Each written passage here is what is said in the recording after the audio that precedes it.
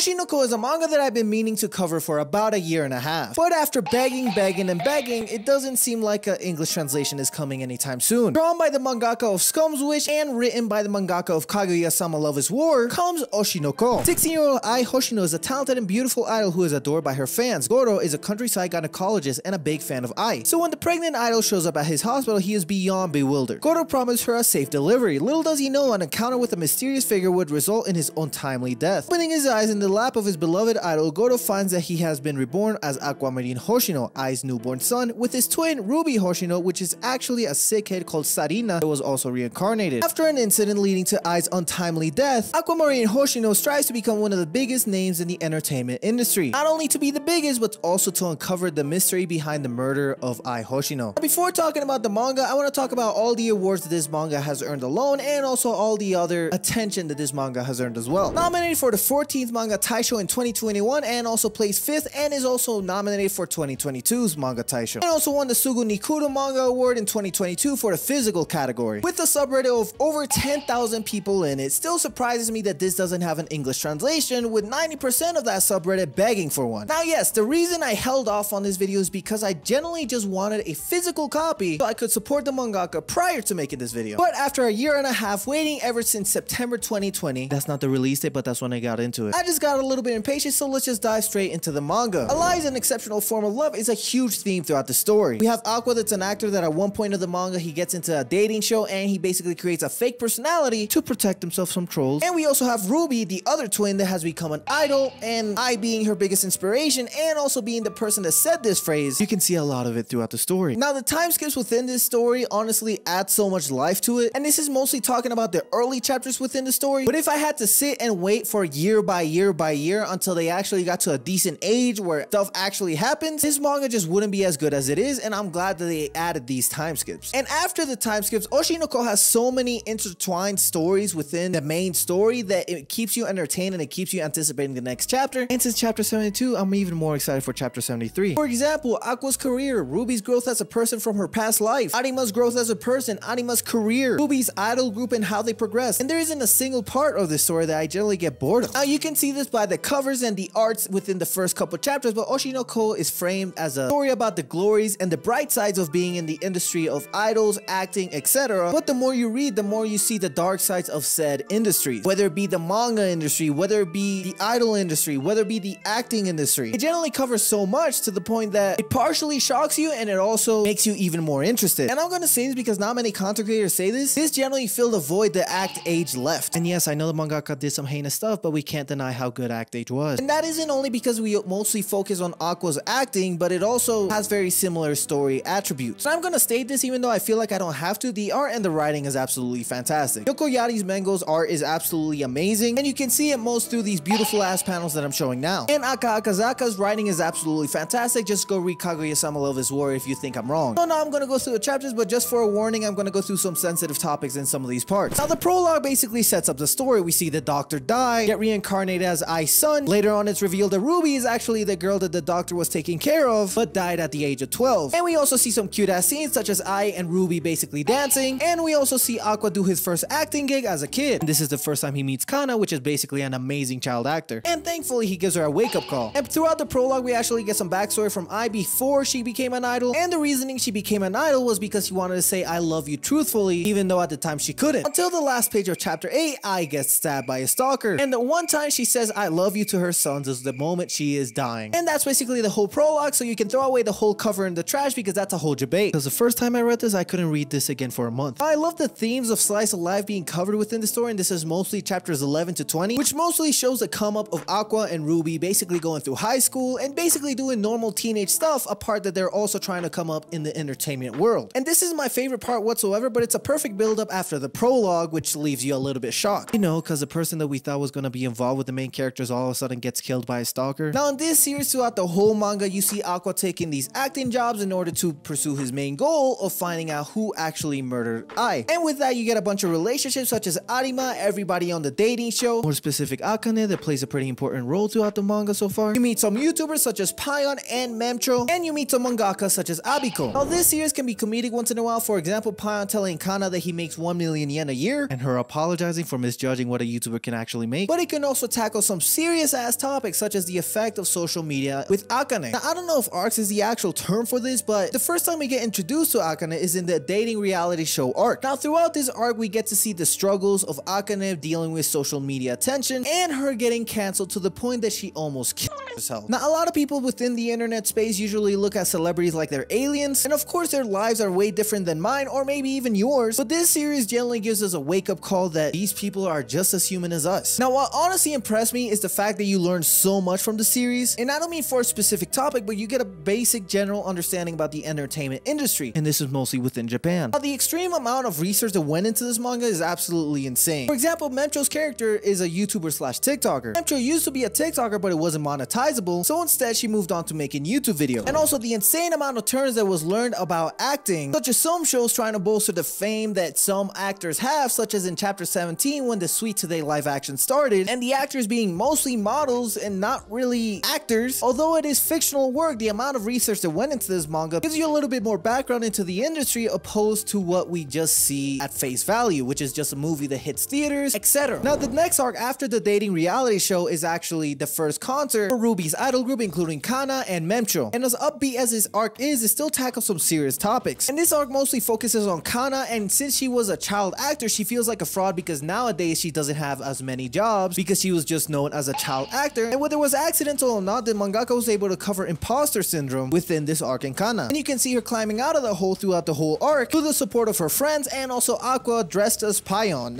And the next arc, 2.5D stage play, covers the insane amount of struggles when adapting a manga to a stage play. Whether the communication between the mangaka and the writer being basically a game of telephone, or talking about when the mangaka gets way too controlling over the script, it gets ruined. And also within this arc, you kind of see the struggles of being a weekly mangaka compared to a monthly mangaka as well. Now, the art style within Oshinoko is absolutely amazing and is honestly becoming my favorite, because after reading Oshinoko, I decided to go back and read Scum's Wish, and honestly the art style is just absolutely fantastic. Because originally my favorite art style was Kotaro Takata's art style within Zam 100, but I'm slowly but surely falling in love with the art style within Oshinoko. But to me, I don't like a lot of drama manga, simply because once in a while it gets too repetitive and I end up just getting bored of it. But Oshinoko is still able to keep it fresh even 72 chapters in. It's able to keep a lighthearted story while talking about the dark sides of the entertainment industry. And it's honestly slowly but surely became one of my favorite series that I've ever read, although I reread it like 6 or 7 times already. But before ending this video, I want to say one last thing. Viz, please give us physical copies to this. There's 10,000 people in the Reddit, which I say about 40% are ready to buy a physical copy of this, whether it's only the volume 1 or the rest. And if you are gonna give us physical volumes, try not to make it omnibuses. Anyways, enough begging of Viz because I already made about 4 TikToks on this. So hope you guys enjoyed. Leave a like, subscribe. Let me pass Mencho's 370,000 subscribers someday. And yeah, deuces. That was such a corny end.